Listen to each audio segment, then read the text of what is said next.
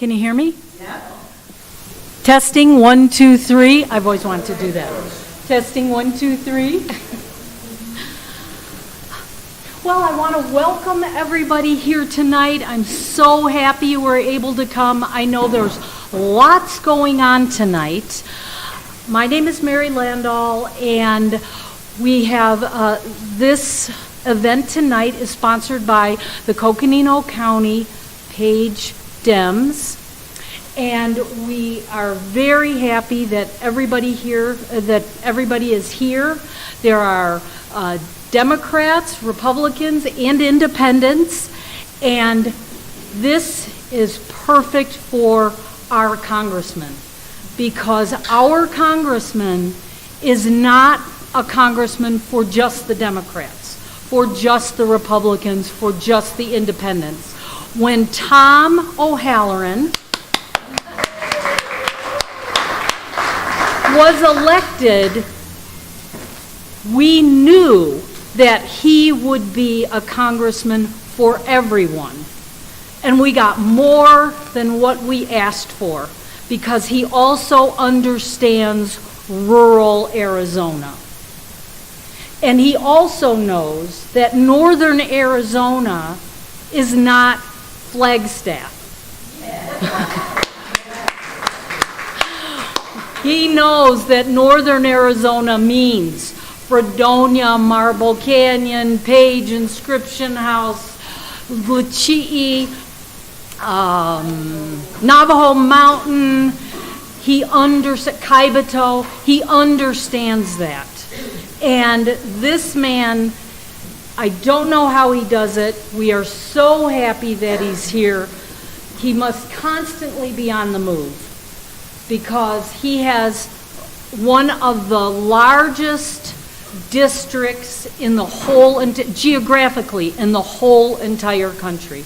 So please welcome our current congressman and our new congressman.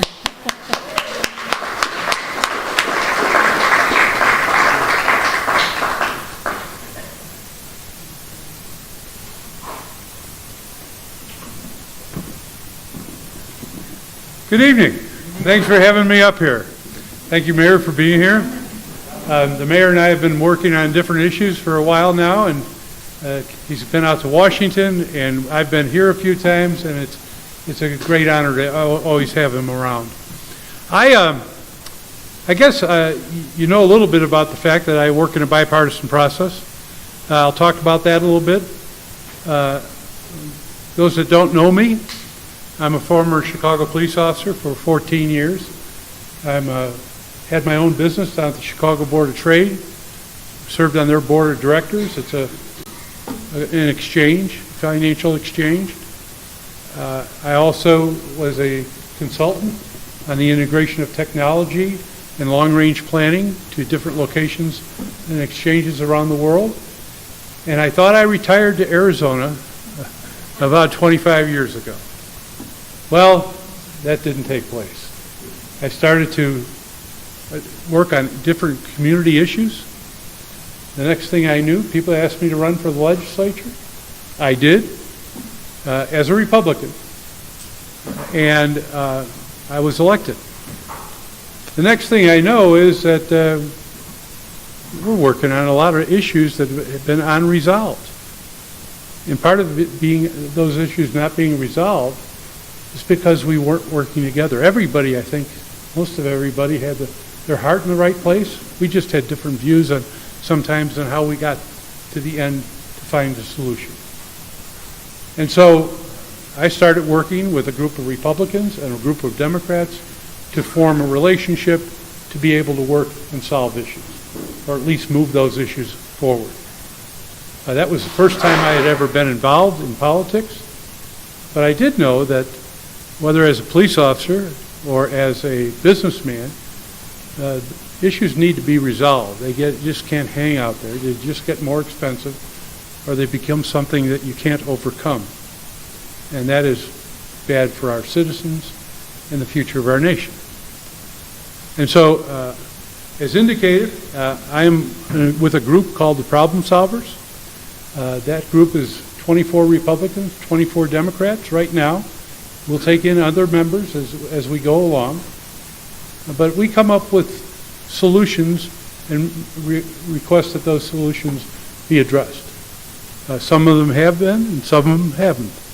And some things we can't come to a consensus on.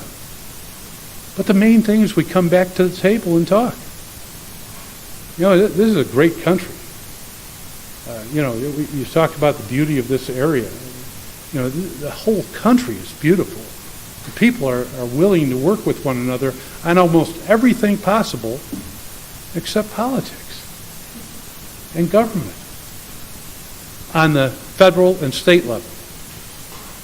You're closer to your town and your county than, well, the county's pretty far away down in Flagstaff. But people have a tendency to understand their council issues more than they understand the issues that come before the Congress of the United States. We're long ways away. That's why I'm out here. I know it's campaign season, and I better be out here, but this is not my first visit to Page. It won't be my last. But my wife, Pat, I don't know where she went. But anyway, we've been married for 49 years, and that marriage has been successful because we stay together, work together, get to know one another, get to trust one another, get to understand that her intent or my intent is something that we're trying to bring together to solve an issue within the family. Just so happens that our country's a bigger family than one person, two people. And we have to try to find a way to resolve these issues. You're not always going to agree with me. I'll have times when I don't agree with you either.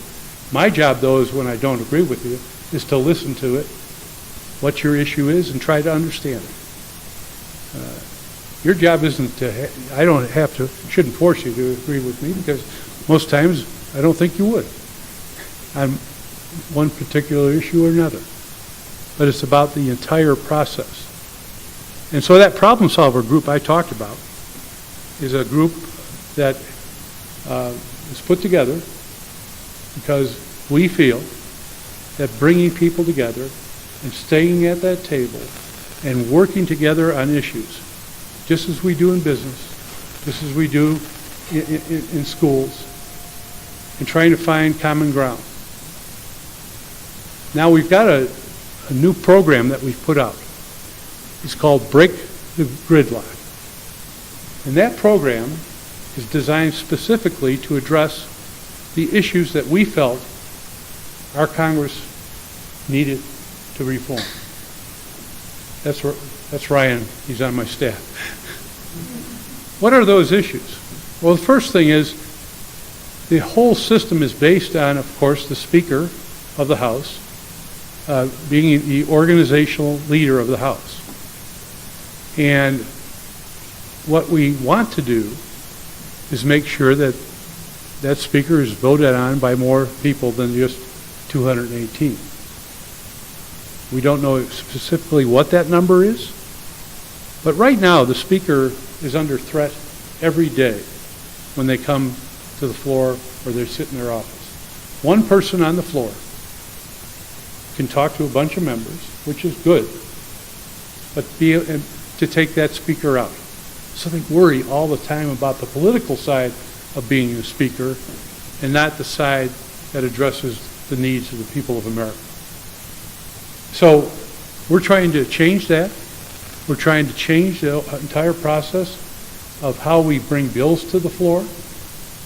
If it's a bipartisan bill and we have 218 members, which is a majority, so it's going to have to be, for the most part, well, first of all, it's bipartisan, so it has to be both parties. That bill must be heard. It can't linger in some room for the rest of its life. Must be heard in committee and must be brought to the floor for a vote. And if it's a bipartisan bill, now the party in power never has a problem getting bills through. I mean, that is the least of their problems. But that bill that's bipartisan but doesn't have 218, it might have one Republican and one Democrat, that has to be heard in committee. Nobody should have enough power to be able to stop the needs of 434 other representatives and their constituents. Every one of the people that I represent is a constituent of mine. I can't agree with all of them, the 760 some people, but I can make sure that when I represent them in a way that takes into all their concerns into my final decision. So if the next speaker person who wants to be speaker cannot agree that there needs to be reform, and we aren't necessarily having to stick to these exact things. This is out there for the public to understand and for other groups of Congress people to understand. But we're withholding our votes for speaker, whichever party, until they can agree to reforming the system. Because in my vision, it hasn't been a system that's worked well for America. And to go to that issue, I've voted about 50-50. About 50% of my bills that I vote for are Republican bills, and the other ones are bipartisan bills that have some Democratic issues in them. I've co-sponsored 77% of my bills have been bipartisan. I believe that's needed. I believe we need to move forward as a country together. And that's one of the goals that I have, because I think we'll do better for you if we are able to do that. Might have a dry mouth. Our system is based upon that. I don't think our founding fathers, now they argued, I knew that, but I don't think they thought that America was going to get to where it's at and has gotten to where it's at over the course of a number of decades. Thank you. It's no one person's fault. It's no one Congress's fault. It's definitely not the citizens' fault. It's the fault of the people that represent you. And we have to be able to understand what leadership is. And leadership is about unifying. It's not about separating. I've never been in a position of leadership where I thought it was a good idea to tear the unit apart. And so we need to find a way to come back together as citizens. And I believe that requires leadership from your Congress today. We can't wait much longer. It's cost us a lot of money. It costs us a lot of anxiety. None of us are always right, but none of us are always wrong either. So we have to find a way to address these issues. We've worked on a lot of these issues over time, the last 21 months. Addressing rural America's issues. I just finished up with a task force that I chaired for the Blue Dogs, which is the more conservative side of the party, to identify the critical issues and how we need to meet those issues for rural America. They are distinctly different than urban America. I like to say to people that when we are the kind of the area that they all depend on. This is where the water comes from, the food, the natural resources, the ability to get power to people. I mean, all of this is about rural America. And so we need to find a way to get them and highlight that issue to them, because that partnership, they can't survive without us, and there's a need for them to be able to understand both sides. I'm going to open it up for questions, because a lot of you don't know me, and your questions need to be answered. So that's what I want to do after I take this swig of water.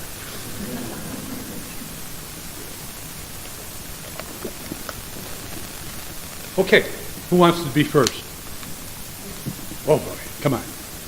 This is Page, Arizona, folks. Yes, ma'am. What about the climate? I think there's a tendency now in Congress to believe that whether they want to say climate change or that we have a process in the climate right now that's causing severe impacts and we have to address it. You don't hear this constant back and forth about the climate change. We do have an issue as it relates to how to address that issue. And I'm not going to look at one weather issue and say, it's climate change. But we cannot just disregard all the other stuff that's occurring in our world over an extended period of time. And you can't disregard the advice of 99% of the scientists out there, American, international. So I think what we need to do is to identify clearly what it means not to address these issues. I know what people say, how much it will cost to address them. But what happens to us if we don't address it? How much cost is there? Well, one estimate is $64 trillion worldwide. I don't know what time that takes. I don't even know if it's the right answer. If it's 30, I like to deal in 50%. If this is the estimate, how bad would it be if we only did 50% of it? And if it's still bad, we better get working, because it's only going to become more costly. So on climate change, we need to get working, whatever you want to call it. Whether you take a look at tree rings and go back in history, or take a look at ice core samples and go back in history, we always had changing fluctuations, but not to this degree. And so the answer is, how do we go about it? And if we don't go about it now, I don't know if these scientists have just came out and said 11 years from now is doomsday, but I do think that we have to take the advice of experts and analyze it and clearly identify what the cost to our children and our future is going to be if we don't address it some way. So that's how I feel about climate change. I've been a believer of it for a long time. You take a look at this wonderful body of water out here. Until they started including the impact of climate change or climate changing into the model for the river, once they did that, they found 9% impact to the river and the water in that river, an over-allocated river as it is. And now that's grown to about 15%. The Defense Department bases scenarios for future wars on addressing the modeling with climate change in it because of the stresses that are going to be put on different countries over a period of time. Oh, it's my river. No, it's your river. I'm going to put a dam up here. Well, then we're going to go to war. And I don't want a lot of war in America or anywhere else in this world. Next question. Yes, ma'am. Are you advocating a service tax on all these small businesses that already pay for a business license, like daycare? Are you for that new tax? No. Tax you're against that? I haven't even heard of it, first of all. But we don't need to, what? The Arizona fair tax? Oh, I'll address that. I don't think it's a good idea. Okay, I think what we need to do is for the people that run the state to run it and identify the priorities and work on the priorities of how they're going to address the spending that they have. Well, wait a minute. This is saying that we should vote against the fair taxpayers act, which is going to cost everyone $300 a month, and they're going to tax you every time you turn around, veterinarian, daycare, eye doctor, health care, insurance, realtor, every time you turn around. And my answer is the same. I don't want to see that happen. Okay, so you're against that tax. Yeah, right. Okay. I think it's not well thought of. Yes, for the fair. I work for the police department. You have to vote yes. In order to, right. No, you say yes. There's a lot of that goes out, by the way. Right. Okay, so you're against taxing everyone. 128. What you're talking about? 127. So they don't. Okay. The fair taxpayer Another question here. So I'm a cynic at polls, but it does appear that there's a strong chance that the House will flip to Democrats in the next session. And with that, Speaker Pelosi would be in the leadership role, and I'm conflicted at times about whether that's a good idea. I'm conflicted at times about that same issue also. The caucus is going to take a vote.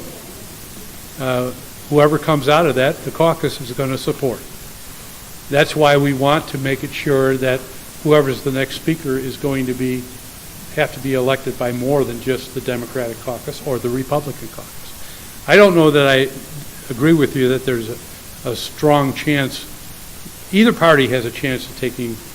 The Republicans have a chance of keeping it, and about the same percentage the Democrats have a chance of taking it.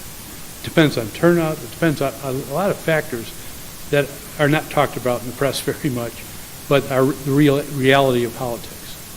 And so we need to take a strong look at that. I don't know where that's running right now. I do know that the current leader of the Democratic Party in the House is working very hard to get votes. She hasn't gotten mine. She's asked for it. I want to see what anybody's program is going to be. And I want to get still back to the reform issue. If she doesn't want to reform Congress, then we better find somebody else. Back of the room there. How is your no budget, no pay? You mean the bill that's held up since I dropped it? I haven't found a lot of people that. It's an excellent bill that you put together. I agree, and I think that makes all the sense in the world. Yeah, we shut down government for 3 days back in 2017. I think it was around November, and it was a bad idea. But during those 3 days, I took my salary and took it out and gave it to different veterans groups around the state. That's where it should go if I'm not doing my job. And I think we all should do that. They don't allow us to say, I don't want it. They give it to us, and so we have to factor in what it means to give it, how much to give away. And for 3 days, it wasn't that much. To a family today that's struggling, it was a lot.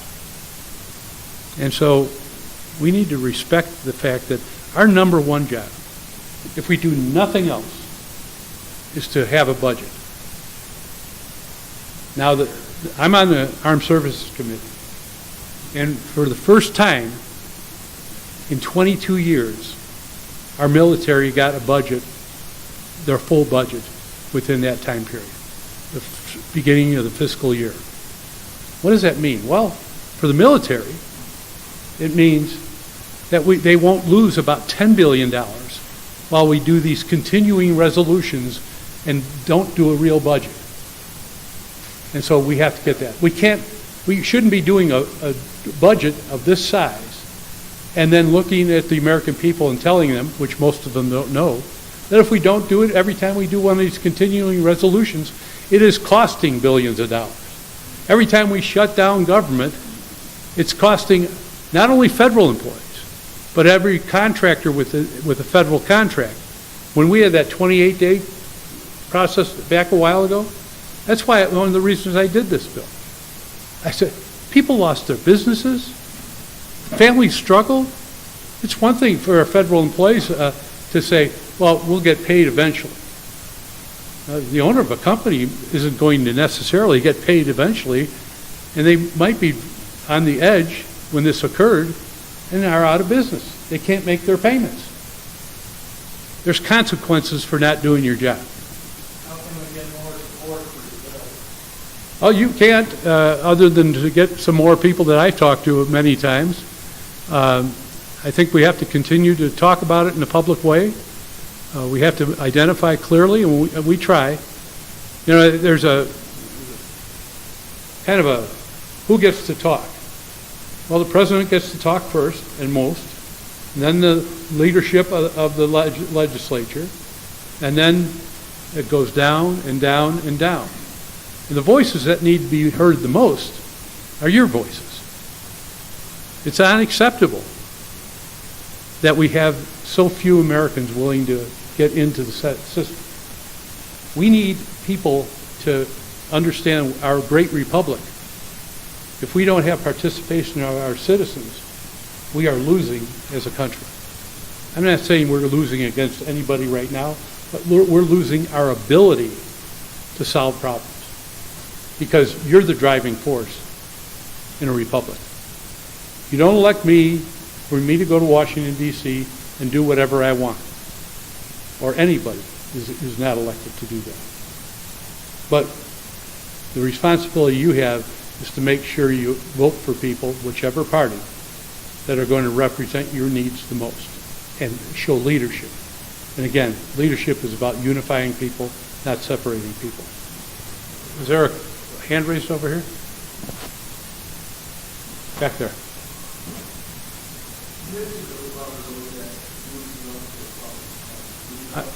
I'm sorry, I can't hear you. You mentioned just a little while ago that you belong to a conference called the Blue Dot.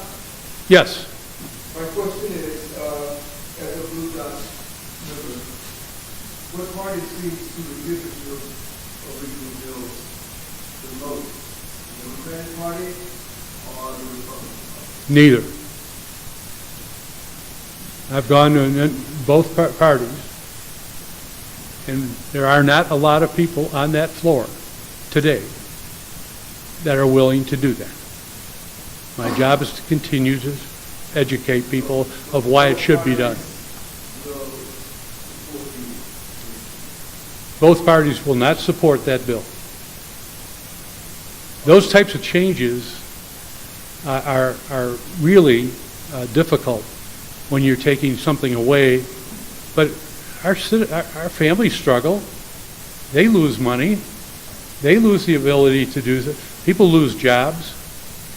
We shouldn't be any different. We should be able to say, if our job's to get a budget through, then get the budget through. You know, I don't understand that. I've never been in a business in my life where we didn't do a budget for the next fiscal year. And even the legislature in Arizona has to have a budget balanced every year. So, but here, we have no money. People ask me, why is the infrastructure bill done? Why haven't we created those jobs? Because we have zero money to do it. We have 30% sales tax. Where's that going? Sales tax? We have 30% sales tax in state. And property tax is pretty expensive, is that? Very expensive. Here, our property tax is low, but we have no money. We have money. It's just come and go, and we spend all the money. You have a hotel tax, we sales tax. I mean, we have plenty of tax. Well, you're talking about, I can't, You say we have no money. What do you mean, where's the money the going? federal government doesn't have money. That's who I represent, okay? I can't, whatever your council does, or the supervisors, or the governor, that's their issue. Our issue is to make sure, though, that we understand our place in America. And I don't know how much money your town has. I see the mayor here, and I think he has a little bit of a grin on his face, so I think business is good in town.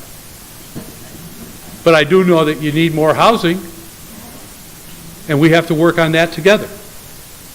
I know you want some changes in other areas, and we have to work on that together, where there's a joint responsibility. But I'm not going to raise your sales taxes. In fact, I think some of the things that are occurring, I'll give you a concept on the infrastructure bill. It was, first of all, it was $1 trillion over 10 years, and then it became $1.5 trillion over 10 years. But what the federal government wanted to do was take $200 billion, and that was their contribution to the 10 years of what was going to go in for the federal government. Now, mind you, how did they get that money? They cut every program that the cities and towns and counties and states says are so critical to our future. And they put it into a competitive process that cities, towns, and rich states would be able to take advantage of much more than us. And then the next thing they said, the other 80% has to be made up by cities, towns, counties, and states. Well, I guarantee you that Arizona doesn't have that much money to compete for that. And neither do the counties, or this city, or this entire state. It's a process that says, we'll do this over here because we have your money already. But over here, if you want to participate in this process, you're going to have to raise your taxes to get there. And that's just not right. That's not a deal that I wanted to make. And it appears nobody else wanted to make it either, because it died a quick death. And it should have. It wasn't well thought out. It wasn't. One of the people from the administration that was working on this said to us in a committee meeting, not an official meeting, but a group of us, that they were looking for the potential to 40-to-1 ratios. That for every dollar we invested of that $200 million, that we get $40 back. If that was the case, we wouldn't need any investment people in the world to identify it. That would be the best investment ever in America. Picking up 40% on $1. 40-to-1. And we had a lot of pretty sharp people around the table. And slowly it became evident that that was a talking point. It wasn't real. And one of my jobs is to identify what talking points are, what PR is, what marketing is, and turn it into reality. And that was not real. And nobody in either party wanted to touch it because it wasn't real. We have to get back to it. But we have to find a way, when we do that, to find a way to pay for it, unless we keep those printing presses going all the time. And most of the people in this room are not going to end up paying for it. It's our grandchildren and our children. And I just don't think spreading that burden onto them. We didn't pay for the additional 60-some billion for the military. We didn't pay for $17 billion this year for the military. But we thought that it was a good idea to make sure our military was ready to protect our country. And so we thought there was money needed for schools in America. And that was a good investment. But if you can't get a return on your investment if you're going to do capital development, then make sure you build something that's going to last for a long time, and it's going to be able to help our society for a long time. Not the one-time shot. And they didn't prove their case. And hopefully we'll be able to negotiate and get back to it. Another question? I'll go here and then over here. Oh, Tom, what are you doing? I'm concerned about the cost of health, not considered Medicare for all. Well, I have a lot of debates on Medicare for all. First of all, nobody knows how much it costs. I have the same issue with that as infrastructure. You know, I want to see people have health care. I want to see people be insured so they can get proactive health care, not when they get into a crisis. And right now, we don't know how much that will cost. Pre-existing conditions is one of the high drivers for health care costs. But everyone in this room has a pre-existing condition. Everyone. Sooner or later, we're going to have cancer, we're going to have a heart problem, we're going to have something. And you're going to want to live after you find out about it. And then you're going to live, and it's going to get more and more costly as you move on. So we are trying to work on that issue. We haven't worked on it as a body since July of 17. But it's probably one of the most critical issues our country's facing. Is how does the pharmaceutical industry make such large profits? What is the role of government How do you merge Medicare, Medicaid, VA, and all the other programs that are out there into one piece of government? Canada does it. Pardon me? Canada does it. Almost brought up. Canada has 20 million people. I'm not saying, there's countries that do it. I was just with a not prime minister, a member of parliament, driving around. And I asked him, okay, what's going on in England? And he said, our healthcare system is starting to fall apart. We don't have enough money for it. I'm not saying we shouldn't have it. I don't care what you want to call it. We have to have care for the people of America. It's costing all of it. This is a sixth of our economy. We better do it right. We better. We find all the money in the world to make war everywhere. Why don't we just bring some of that home and take care of ourselves? We should. Yeah. But that. At least 600 military bases outside the United States. I understand that, and we're closing bases down. We close about 600. Might Well, enough money for schooling. we also need to protect our nation. And so that I'm glad to talk to you about it. But We don't need to get into South China Sea, do we? to protect our economy, yes. The world policeman? No, I don't. But those are international areas. We can't allow. Here's what I'll give you an idea. China right now it's not the South China Sea alone. It's the South China Sea. It's the Indian Ocean. It's the South Atlantic.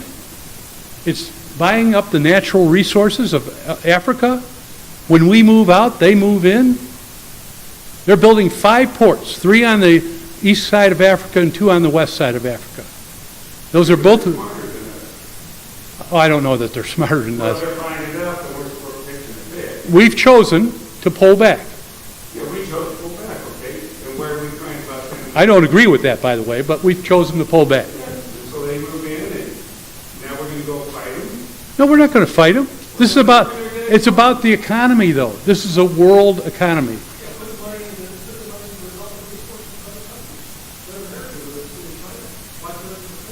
That's exactly what we've been doing, and now we're pulling back.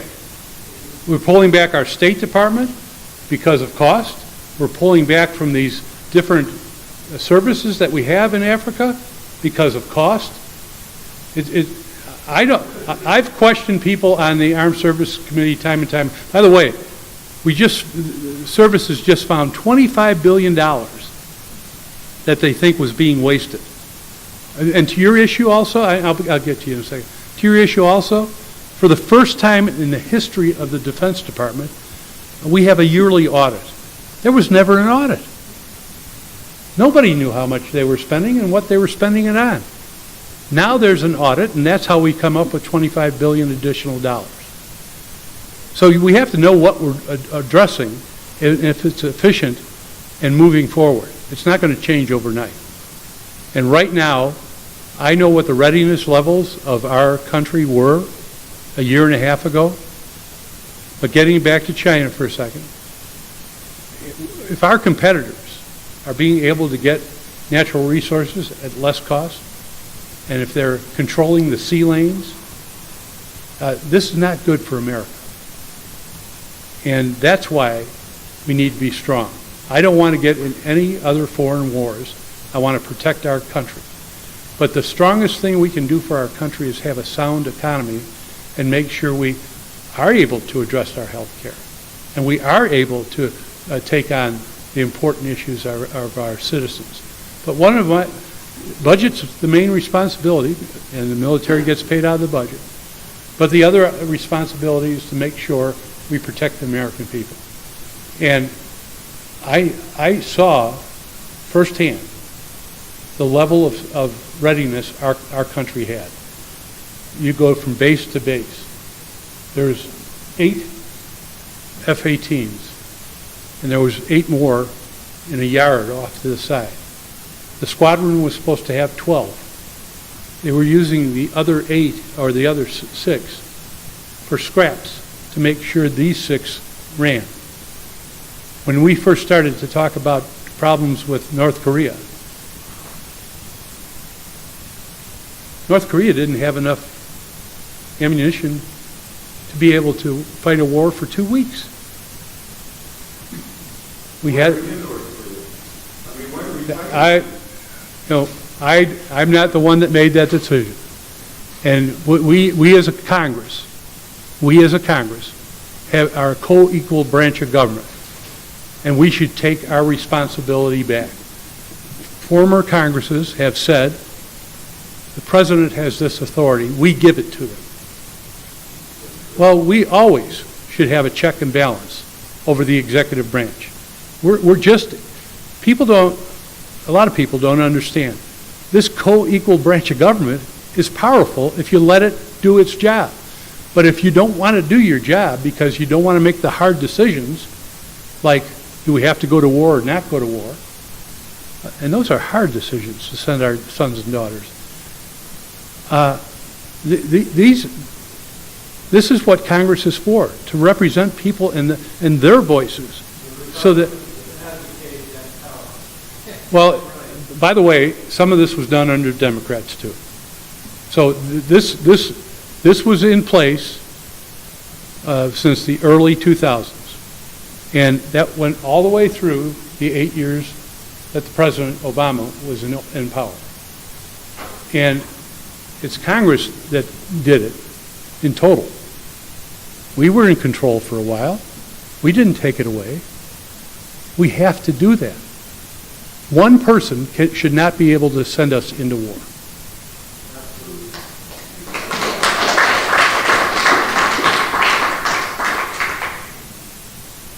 What, Pat? Okay, thank you. Mary.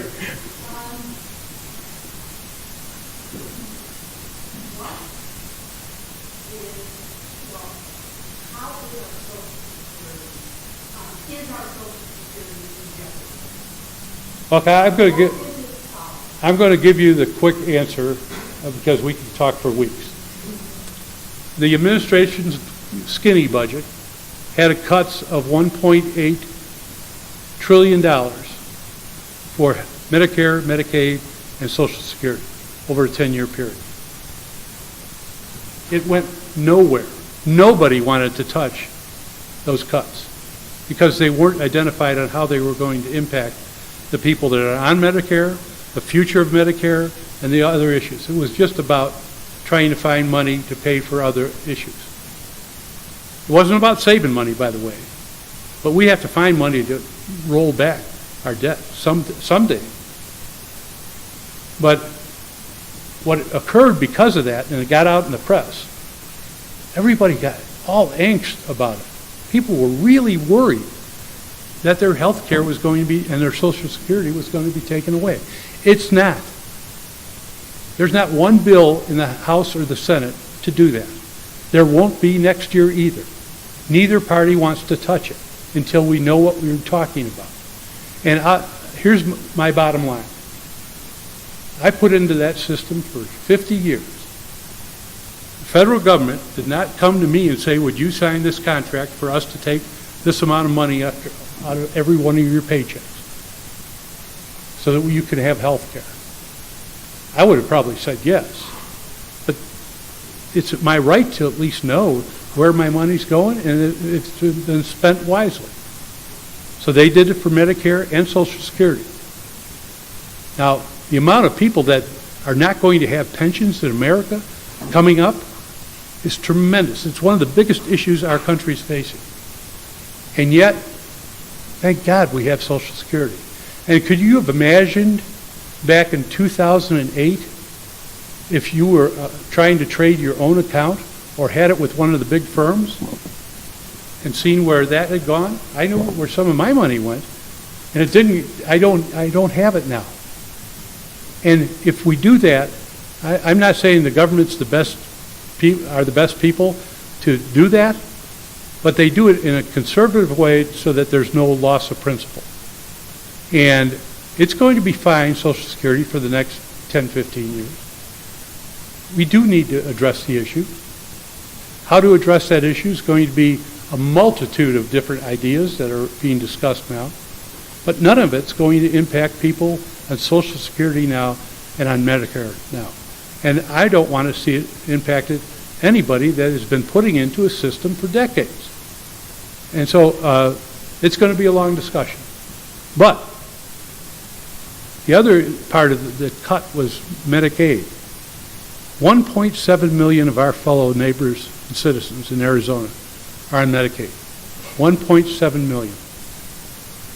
And if they have to go off Medicaid, this local hospital, which is under stress now, I just left Banner 2 weeks ago. It's under stress right now. Can you imagine the uncompensated care that would happen? And if you didn't have a hospital here in Page or Winslow or a number of other areas, they predict that if some of these budgets go through, rural America will lose hundreds of hospitals. Right here. A lot of us in this room really care about our public plans, not just. I'm one of them. Lansing and Rainbow Bridge, but even a much larger region that is our livelihood nowadays. Mm-hmm.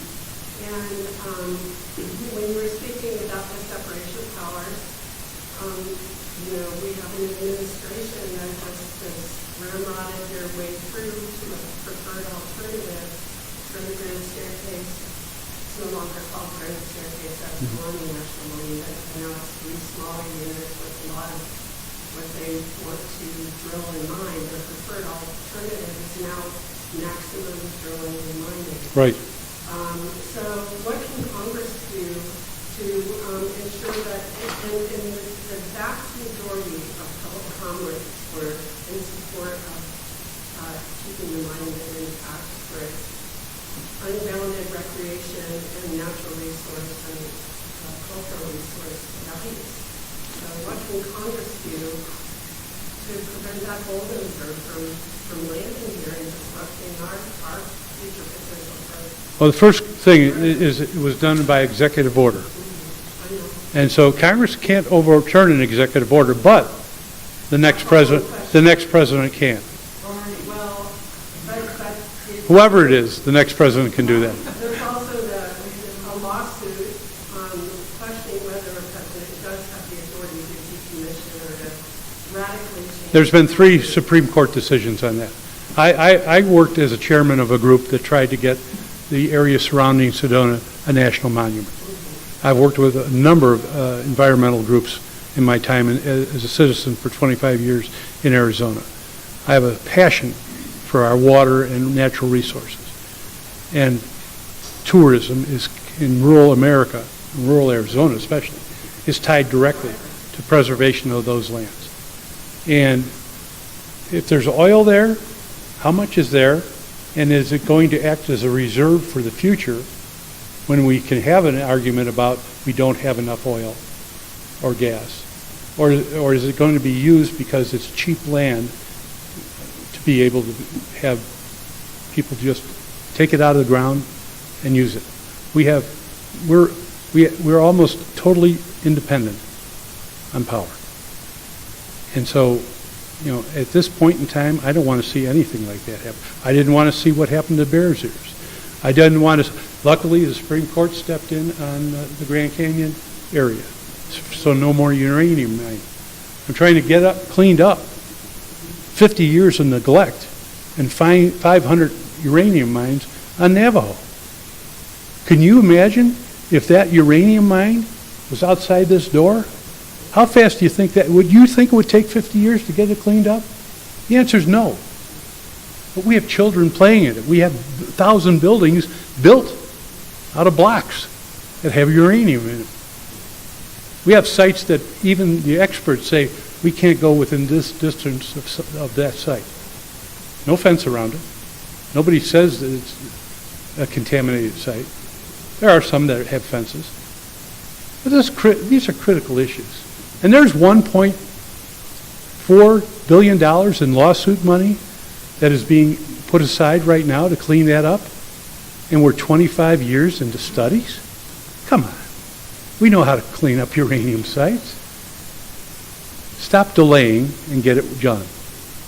And everything that we do in the West is tied directly to our groundwater and our streams and creeks. So we better make sure that we do the right thing. I'm currently involved in the conservation initiative on the river to make sure the river is sustained for use by citizens. I've been working on water in Arizona for 20-some years. I passed the bill that required a state conservation plan, a state drought management plan, and a state water plan. This state didn't have a water plan for 100 years. So we need to treasure our natural resources. We also, as a country that needs natural resources, to understand that there is sometimes a requirement that we use it.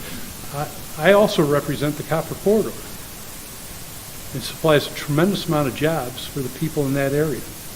High-paying jobs, just like Navajo Generation Station.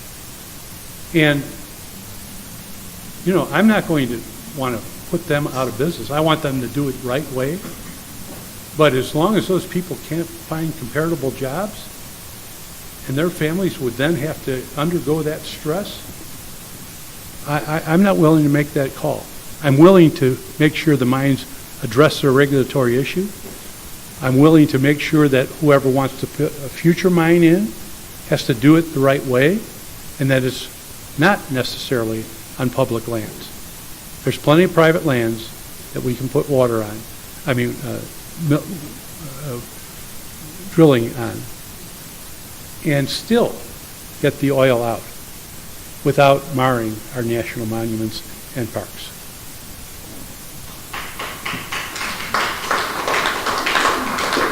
Next. Yes, sir.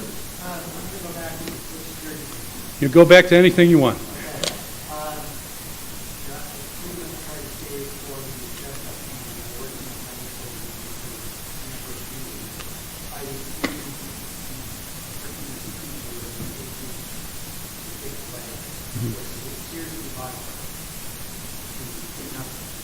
Right. So what I'm hearing is that that amount of insurance, what's the guarantee is, and I know there's no guarantee, but what's your assurance that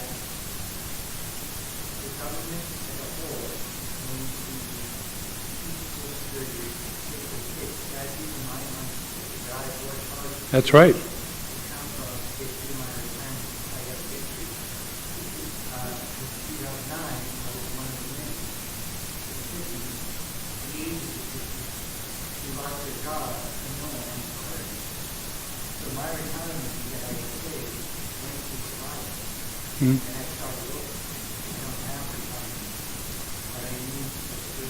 We're addressing pension plans, you know, whether they're union pension plans or private pension plans or whatever. And when these companies go under, those pensioners are getting maybe 10 cents back on the dollar. Exactly. Some of them aren't getting anything back on the dollar. And so this is a building crisis in America. And I believe, again, I can't guarantee you anything. I can guarantee you my vote and what I will fight for. But I can't guarantee you that the guy that sits next to me. But based, right now it's not, but right now I can tell you that the other choice for the government of the United States is to have tens of millions of people out on the streets. And I don't think that's a very good thing either. And I think that that's one of the guarantees we have. The amount of people that don't have pension plans or Social Security in America is one of the upcoming problems that we're going to be facing. It's going to be a tremendous strain on our entire system. And when you combine automation, it even gets worse. So there's some serious, these are not soundbite problems. These are structural problems that we need to address on a real case study issue. We can't just back away and push them on. So, Powell, I'm retired for the Mm-hmm. What is the approach of the defense and put that into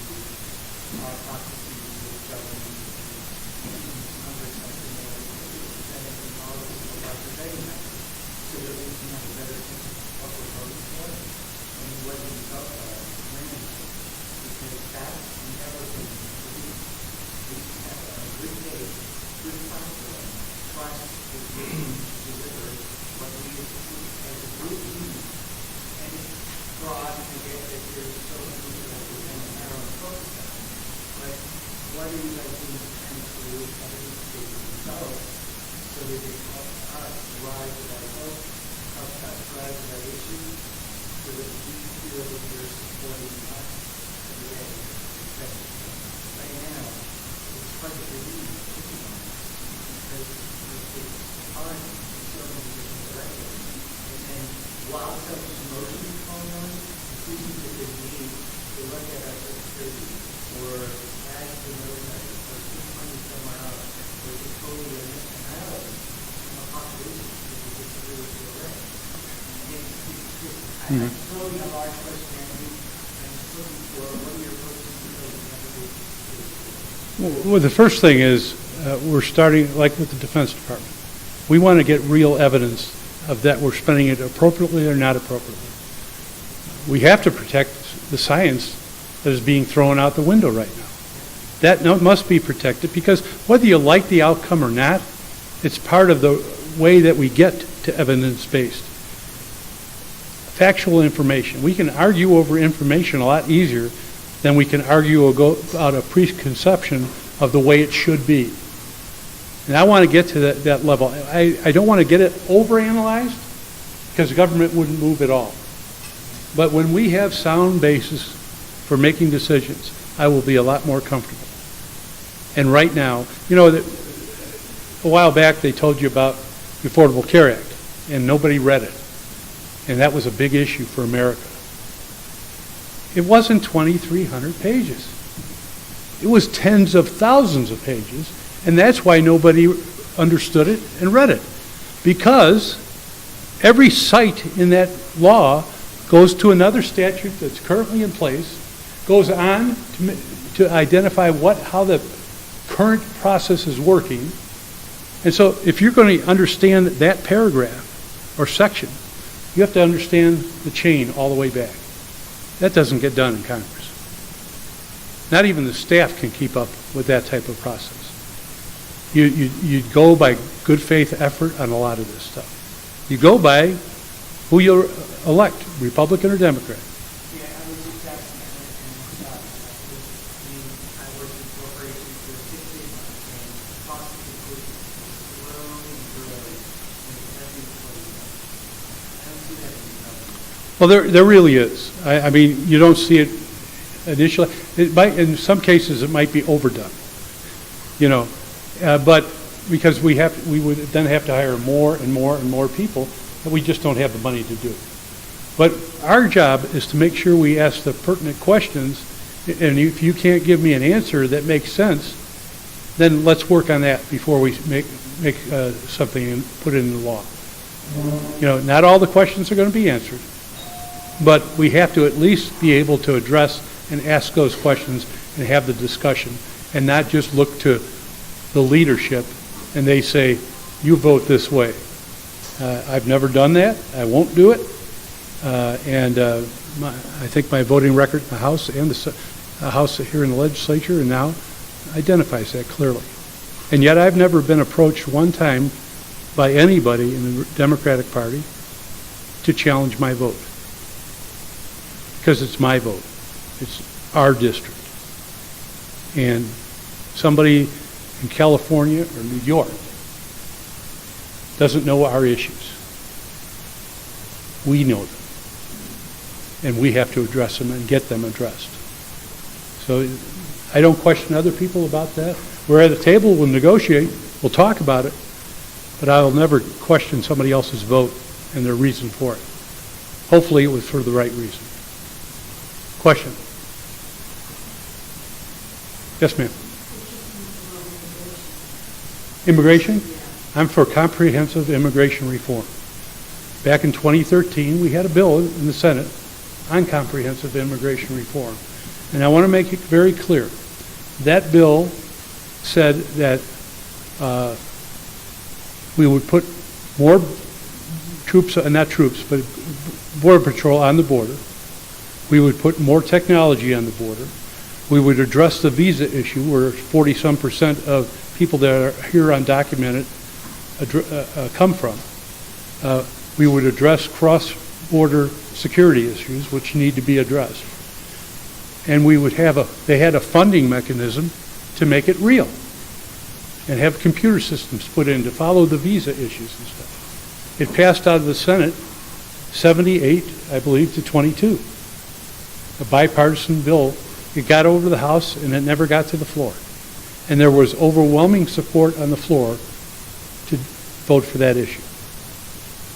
We shouldn't even be having a discussion on immigration other than to tweak it a little bit here and there. What's that? No, Ryan didn't block that. Boehner blocked it. But immigration is one of those issues that America should come together on. Yes, there was a path to citizenship. It took 15 years. It took multiple investigations for you to do every 5 years that you haven't committed a crime, that you've been paying your taxes, and that you're somebody in society that we can trust. That was mostly the conflict in the House on that issue. And if you want to ask me, no, I would vote for that bill in a second and a half. And it won't come forward, I guarantee you, for a while now. So I want comprehensive immigration. If we can find a way to address the DACA issue before then, I want to do what 80% of Americans want us to do, is address that issue. So I have time, I think, for one more question. There. Don't you think we'd be better off with mandatory voting like Australia? It's shameful how few people. It is shameful. I would rather take the approach of trying to educate citizens, because this is America. We have certain freedoms. We have the freedom to vote, which is critical, but other people in America have the freedom not to vote. So we need to go out there and identify clearly for them why it's so important to them. Why, in Arizona, the general fund budget is about $10 billion, plus or minus. Anybody I have an idea about how much federal money comes in to support Arizona? Over 20 billion, over 25 billion. The government, the state government, is almost run on federal money.